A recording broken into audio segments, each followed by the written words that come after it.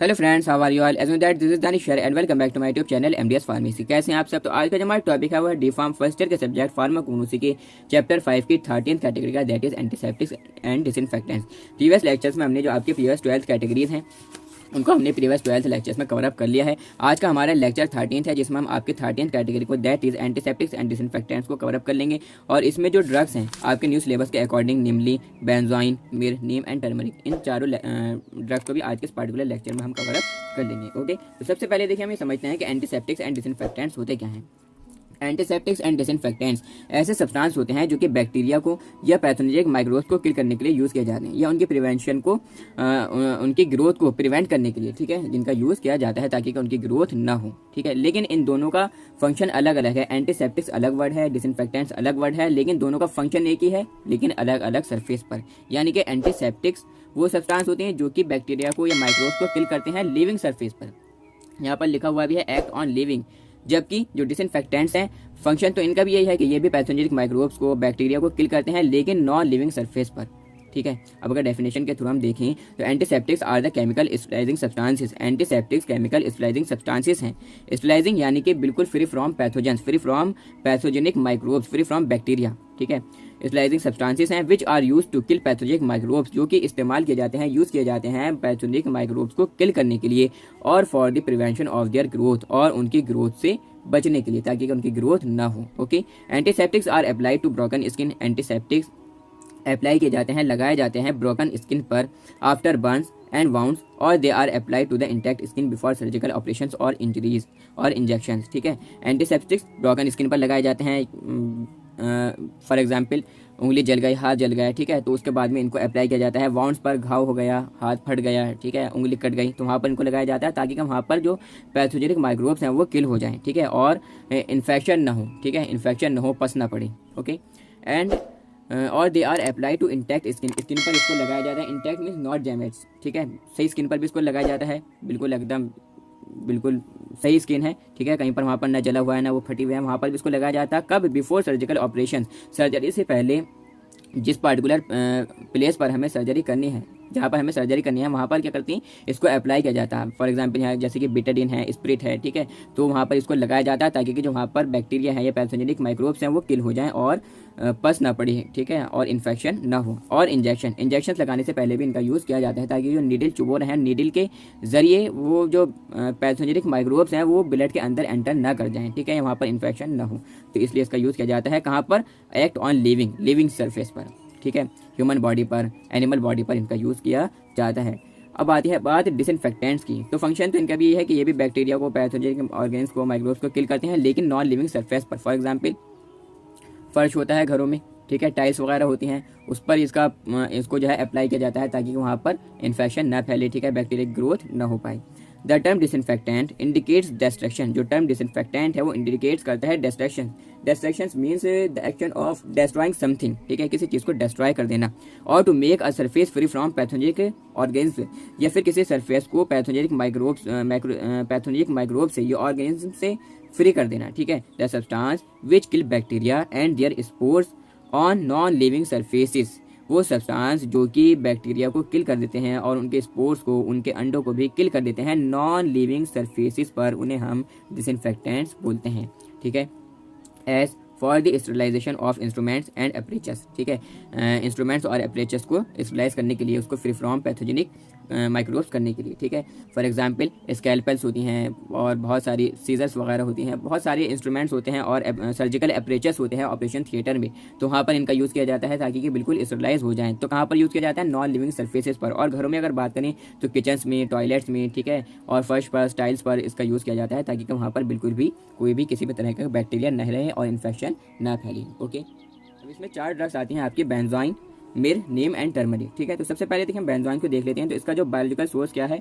Benzoin is the balsamic resin obtain from the incised stem of Styrax benzoin और Styrax पैरालियोनेरस, ठीक है। Benzoin जो है बाल्समिक रेजिन है जो कि हमें ऑब्टेन होता है इंसाइज स्टेम से। किस प्लांट की? स्टाइरेक्स बेंजोइन या स्टाइरेक्स पैरालियोन्यूरस, ठीक है, बिलोंग टू द फैमिली, इसकी फैमिली है स्टाइरेसी। केमिकल कॉन्स्टिट्यूएंट्स में कौन कौन से प्रेजेंट हैं? It contains free balsamic acid, free balsamic acid contain करता है, दैट इज जिसमें सिनेमिक एंड बेंजोइक एसिड्स जिसमें शामिल हैं, एंड देयर एस्टर्स, और इसके एस्टर्स भी। इट ऑल्सो कंटेन्स क्या क्या कंटेन करता है, vanillin, sterols and phenyl propyl cinnamate. ये कंटेन करता है रेस्पॉन्सिबल फॉर एरोमेटिक स्मेल, जो कि रेस्पॉन्सिबल है एरोमेटिक स्मेल के लिए। थेरेपेटिक एफिकेसीज की क्या है, यानी कि इसके यूज़ क्या क्या है। तो बेंजोइन जो है वो किस कैटेगरी में है, एंटीसेप्टिक्स एंड डिसइंफेक्टेंट्स की कैटेगरी में है, तो इसके यूज़ भी यही आप लिख सकते हैं। It is use as antiseptic, antiseptic के तौर पर हम इसका यूज़ करते हैं। एंटीसेप्टिक के तौर पर हम इसका यूज़ करते हैं, तो बाकायदा आप एक नए पॉइंट में ठीक है लिख सकते हैं, it is use to kill pathogenic microbes और बैक्टीरिया, ठीक है, and for prevention of their growth, ठीक है, तो आप लिख सकते हैं। एक्सपेक्टोरेंट के तौर पर इसका यूज़ किया जाता है, यानी कि खांसी के ट्रीटमेंट में इसका यूज़ होता है। स्टिमुलेंट मीन्स जो मोर एक्टिव रखें आपको, एंड हीलिंग एजेंट के तौर पर इसका यूज़ किया जाता है, ठीक है। जाहिर सी बात है अगर बॉडी पर लगाया जा रहा है, ठीक है, घाव वगैरह पर, तो हीलिंग एजेंट के तौर पर भी इसका यूज़ किया जाता है। It is use as inhalation in respiratory diseases, respiratory diseases में इनहेलेशन के तौर पर इसका यूज़ किया जाता है। इनहेलेशन आप समझते हैं, इनहेल करना किसी चीज़ को सांस के जरिए ड्रग को अंदर लेना, okay. Also used as carminative and diuretic, carminative यानी कि वो ड्रग्स जो कि पेट के लिए मुफीद होती हैं, पेट के लिए फ़ायदेमंद होती हैं। एक्सपेल गैसेस को बाहर निकालने के लिए, पेट की गैस को बाहर निकालने के लिए जिनका यूज़ किया जाता है, ओके। एंड डायूरेटिक के तौर पर इसका यूज़ किया जाता है, मीन्स पेशाब लाने वाली दवाएँ। Also used to fix the flavour of incense, soaps, perfumes and several other cosmetics, ठीक है। और इसका यूज़ किया जाता है इंसेंस यानी कि जैसे कि हम कह सकते हैं अगरबत्ती, ठीक है, सोप्स, साबुन, परफ्यूम्स और कुछ अदर सेवरल कॉस्मेटिक्स के फ्लेवर को फिक्स रखने के लिए, ठीक है। And to mask the taste of pharmaceutical preparations, और यूज़ किया जाता है फार्मास्यूटिकल प्रिपरेशंस के टेस्ट को मास्क करने के लिए, ठीक है। बहुत सारी फार्मास्यूटिकल प्रिपरेशंस ऐसी होती हैं जो कि बहुत ज़्यादा कड़वी होती हैं, तो उसके टेस्ट को मास्क करने के लिए, ठीक है, ढकने के लिए हम कह सकते हैं कि उसको पता ना चले, ठीक है। फॉर एग्जाम्पल एक कोई टैबलेट है वो काफ़ी ज़्यादा कड़वी है, अब उसके ऊपर हमने कोटिंग कर दी शुगर की, ठीक है, तो क्या हो गई, उसका जो अंदर का बिटर टेस्ट है वो मास्क हो गया, ओके। तो नेक्स्ट जो हमारी इसमें ड्रग्स है वो है मिर। इसका बायोलॉजिकल सोर्स क्या है, it is an oleo gum resin obtain by the stem of Commiphora molmol Engler, ठीक है। ये एक ओलियो गम रेजिन है जो कि ऑब्टेन होता है हमें स्टेम से, किसकी स्टेम से, कॉमीफोरा मोलमोल प्लांट है एंजियर, ठीक है, इसके स्टेम से हमें ये ड्रग ऑब्टेन होता है। बिलोंगिंग टू द फैमिली इसकी क्या है, बुर्सरिएसिस की फैमिली है। अब इसमें केमिकल कॉन्स्टिट्यूएंट्स में कौन कौन से प्रेजेंट होते हैं, it consist of up to 40% of resin, 40% लगभग इसमें रेजिन होता है, 3 to 6% volatile oils and 55 to 60% gum इसमें कंटेन होता है। It also contains phenolic acid, कुछ फिनोलिक एसिड भी कंटेन करता है, ठीक है। Resins contain ether soluble acids contain करता है, ठीक है। Alpha, beta and gamma commiphoric acids contain करता है। The volatile oils contains terpenes, cuminic aldehyde, eugenol etcetera, ठीक है। इसके कुछ केमिकल कॉन्स्टेंट्स हैं। वोलेटाइल ऑयल जो है इसमें वो कंटेन करता है terpenes, cuminic aldehyde, eugenol etcetera, ठीक है। The gum associated with oxidase enzyme, ठीक है, और गम इसके साथ में ऑक्सीडेज एंजाइम के साथ में, ठीक है। तो इसके कुछ केमिकल कॉन्स्टिट्यूएंट्स हैं। अब नेक्स्ट हमारी इसमें आती है वो है थेरेपेटिक एफिकेसी, कि इसके यूजेस क्या क्या हैं, किस चीज़ में इसका यूज़ किया जाता है। It is used as antiseptic के तौर पर हम इसका यूज़ करते हैं, स्टिमुलेंट के तौर पर हम इसका यूज़ करते हैं, एंड प्रोटेक्टिव के तौर पर इसका यूज़ किया जाता है, ठीक है। As antiseptic is used in various mouth washes, antiseptic के तौर पर इसका यूज़ किया जाता है वेरियस माउथ वॉशेस में, टूथ पेस्ट में एंड गम पेंट्स में इसका यूज़ किया जाता है, ठीक है, etcetera. Also use as astringent to mucus membrane, ठीक है, एस्ट्रिंजेंट के तौर पर भी इसका यूज़ किया जाता है। एस्ट्रिंजेंट आप समझते हैं, मैं पहले भी आपको बता चुका हूँ, यानी कि जो कि क्या कर देते हैं, स्किन को थोड़ा सा टाइट कर देते हैं, ठीक है। नेक्स्ट हमारी इसमें जो ड्रग है वो है नीम, ठीक है। बायोलॉजिकल सोर्स इसका क्या है, नीम कंसिस्ट ऑफ द फ्रेश और ड्राइड लीव्स और ड्राइड बार्क्स ऑफ आज़ादी रश्ता इंडिका जस्ट, ठीक है। ये एक प्लांट है आज़ादी रश्ता इंडिका जस्ट। इस प्लांट की हमें सूखे बार्क से या सूखी पत्तियों से या फ्रेश पत्तियों से, फ्रेश लीव से हमें ये ड्रग नीम ऑब्टेन होता है, ठीक है। बिलोंगिंग टू द फैमिलीज की क्या है, मिलिएसिस की फैमिली है।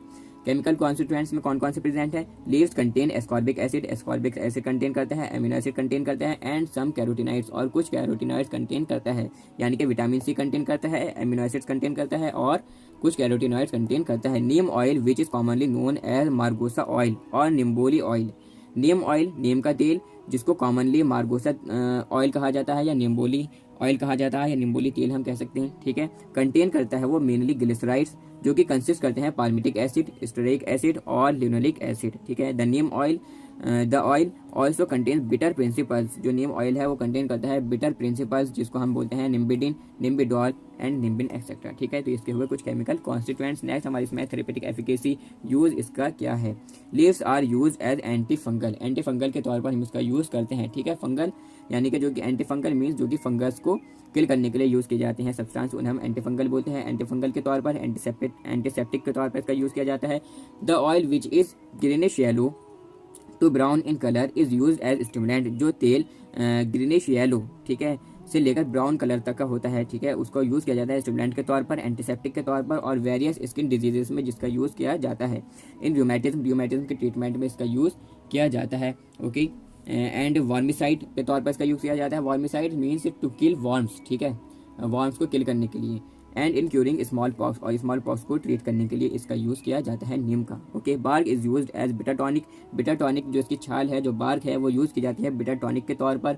ठीक है, इसी तरीके से एस्ट्रिंजेंट के तौर पर इसका यूज़ किया जाता है, एंटीसेप्टिक के तौर पर, डिसइंफेक्टेंट के तौर पर इसका यूज़ किया जाता है, एंटी पीरियोडिक के तौर पर इसका यूज़ किया जाता है। मीन्स एंटी पीरियोडिक हम कह सकते हैं वो ड्रग जो कि प्रिवेंट करती है रेगुलर रिकरेंस ऑफ सिम्टम्स। ठीक है, that drug that prevents the regular recurrence of symptoms, यानी कि बार बार जो सिम्टम्स आ रहे हैं उसको क्या करने के लिए, प्रिवेंट, उससे बचने के लिए, ठीक है, इसका यूज़ किया जाता है। एंड वर्मीफ्यूज के तौर पर इसका यूज़ किया जाता है। मीन्स वो ड्रग्स या वो सब्सटेंस जो कि पैरासिटिक वर्म्स को किल कर देते हैं। ओके, नेक्स्ट जो हमारी इसमें ड्रग है वो है टर्मरिक।